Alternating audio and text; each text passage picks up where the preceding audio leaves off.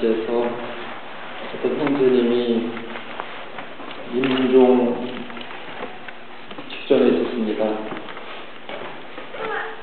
그래서 가족들을 다 불러놓고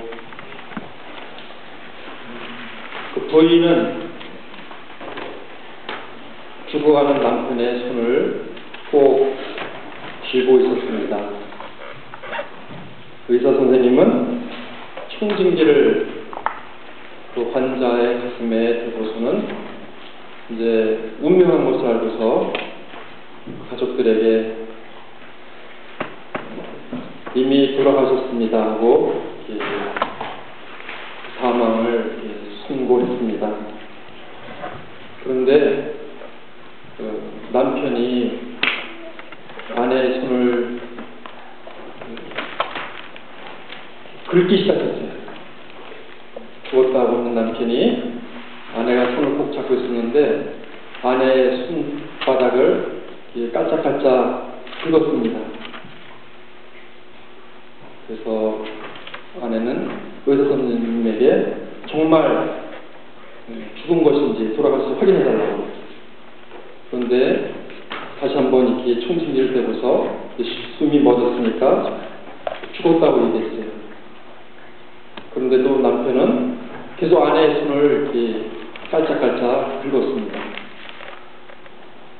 그래서 아내는 남편에게 귓속에다 대고, 여보, 의사 선생님이 당신 죽었대요. 그러니까 가만히 계세요.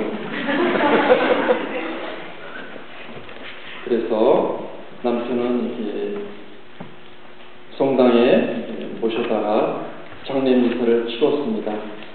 그리고 장지에 가서 관을 내려놨는데 관 속에서 쾅쾅쾅 치는 거예요.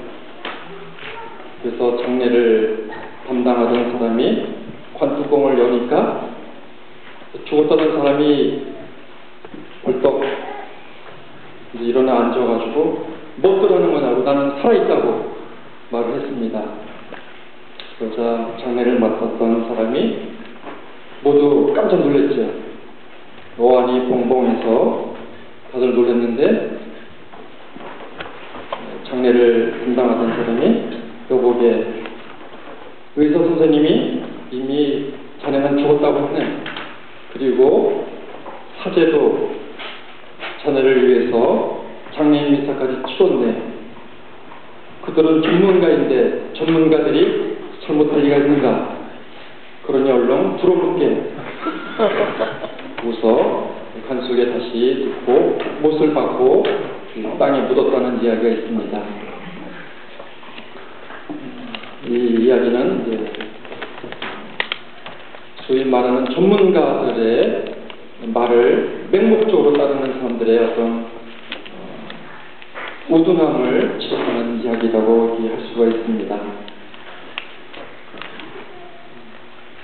많은 사람들이 자기 전문 분야에서는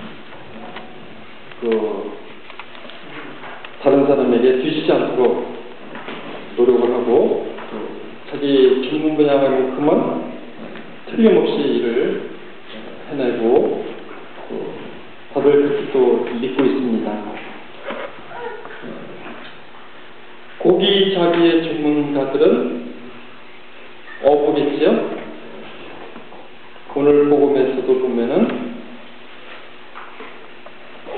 베드로는 고기 자기의 전문가인 어부였습니다. 근데 밤새도록 그 갈릴레아 호수를 다니면서 그물을 쳤는데 한 마리도 잡지 못했습니다. 그래서 이제 해가 뜨면은 더 이상 고기가 잡히지 않습니다. 저도 뭐 낚시를 여러 번 가봤는데 주로 밤에 많이 잡혀요.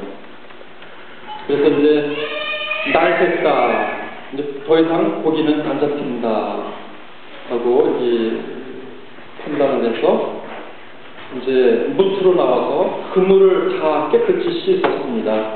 그리고 이제 말려놓고 낮에 이제 잠을 자야겠죠. 그래 이제 또 저녁 때 고기를 잡으러 나갈 수 있기 때문에 밤새도록 배를 타고 고기잡이에 지쳐있던 시몬은 이제 그물마저 닫고서 이제 가서 쉬어야 되는데 예수님이 갑자기 나타나셔서 부탁을 했어요. 배를 타고 조금 해서 떨어지고 난 다음에 사람들에게 가르쳤습니다. 왜냐하면 사람들이 너무 많이 몰려들고 또 예수님을 옷자락에도 좀 만져보려고 예수님의 옷깃만 스쳐도 병이 나는 기적들이 나오고 그러기 때문에 어떻게든지 예수님을 좀 잡으려고 하는 사람들을 피해서 배를 타고 조금 떨어져서 사람들에게 하나님 나라에 대해서 가르쳤습니다.